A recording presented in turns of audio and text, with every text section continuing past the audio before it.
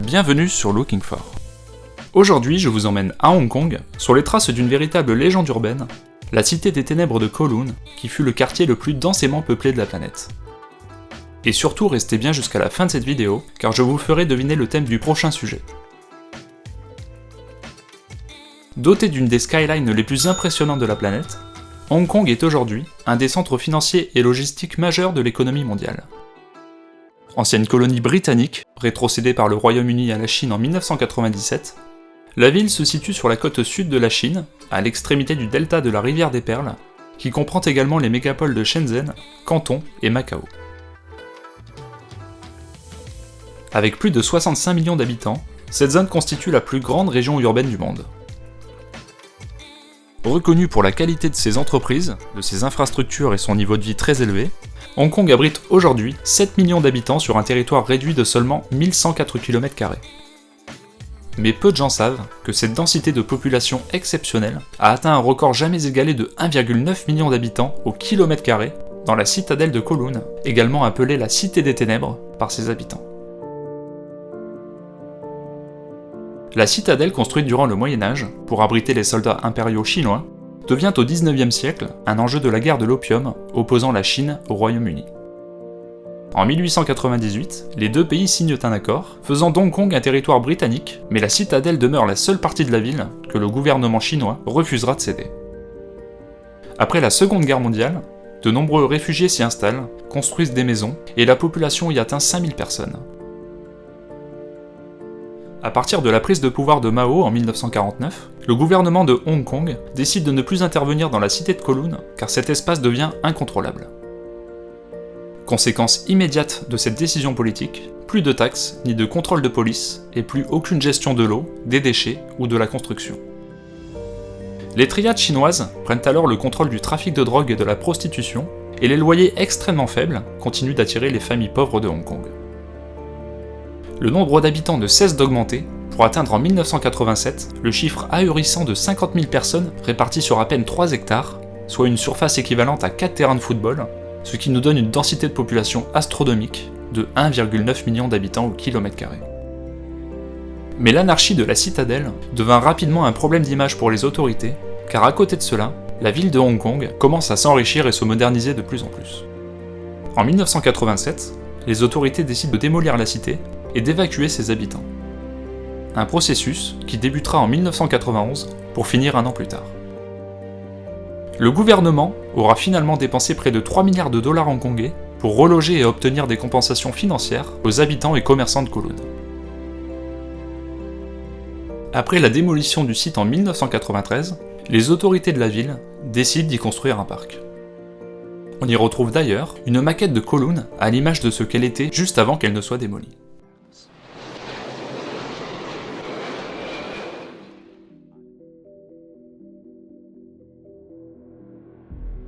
On trouvait de tout dans la cité. Des dentistes sans licence, des usines clandestines,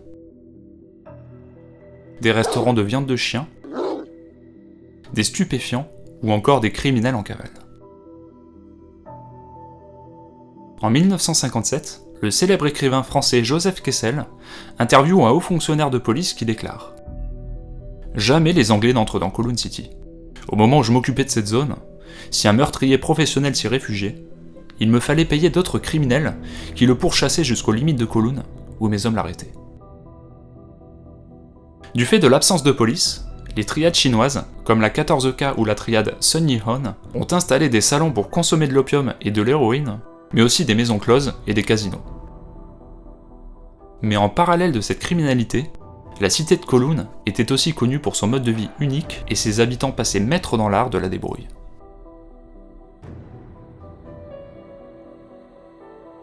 En raison de l'absence de services urbains, les habitants de Kowloon ont bâti au fil des années une véritable ville parallèle avec ses propres règles.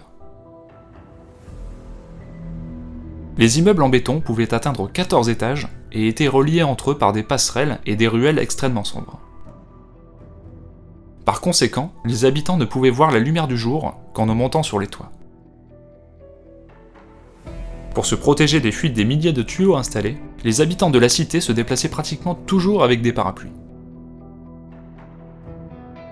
Malgré le manque d'hygiène et la surpopulation, la vie suit son cours à Kowloon, et ce n'est pas pour autant que les habitants ne sont pas organisés. On y retrouve des écoles, des restaurants, des commerçants, mais aussi différents services urbains comme le ramassage des ordures ou la distribution de courrier. Des aires de jeu sont installées sur les toits pour que les enfants puissent y passer leur journée. Aux premiers étages des immeubles, des mini-usines produisent aussi bien des balles de golf que des boulettes de poisson destinées parfois aux meilleurs restaurants de la ville. En bref, la Cité des Ténèbres est devenue une ville futuriste, entièrement autogérée, sortie tout droit d'un film de science-fiction. Et justement, en raison de son esthétique unique, la Cité de Kowloon a inspiré de nombreux films. Certains films comme Crime Story avec Jackie Chan sont en partie tournés à Kowloon. On y retrouve les fameuses scènes de combat à la Jackie Chan, si bien chorégraphiées, et de superbes explosions fidèles à ces films d'action. D'ailleurs, il faut savoir que les explosions ont été bel et bien réelles, puisque le tournage a eu lieu une fois la cité vidée de ses habitants, juste avant sa démolition en 1993. Dans le film Bloodsport, avec Jean-Claude Van Damme, le réalisateur nous donne à voir la cité de Kowloon sous une atmosphère particulièrement pesante, avec des plans de tuyaux et de ses ruelles extrêmement sombres. D'ailleurs, c'est là que le combat final se déroule, et selon la légende, JCVD aurait nettoyé définitivement la cité de toute criminalité.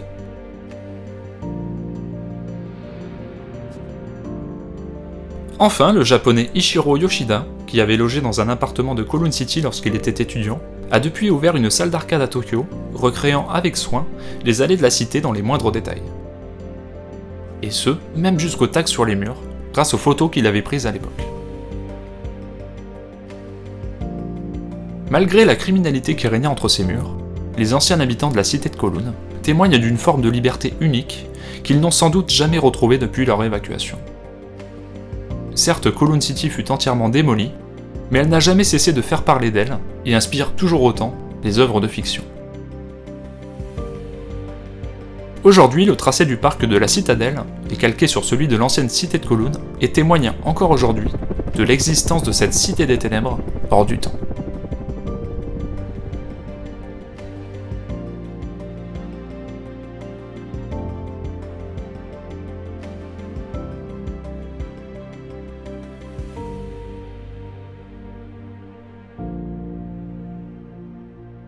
Voilà, c'est la fin de cette vidéo, merci d'avoir regardé jusqu'au bout, j'espère vraiment que ce format un peu différent vous aura plu, donc n'hésitez pas à me dire ce que vous en avez pensé dans les commentaires. Allez, c'est le moment de vous quitter, n'hésitez pas à liker et à vous abonner à la chaîne, ça me ferait vraiment très plaisir. Et surtout, n'oubliez pas d'activer toutes les notifications pour ne rater aucune des prochaines vidéos. Et comme promis, je vous laisse maintenant deviner avec cette image le thème du prochain sujet. Ciao!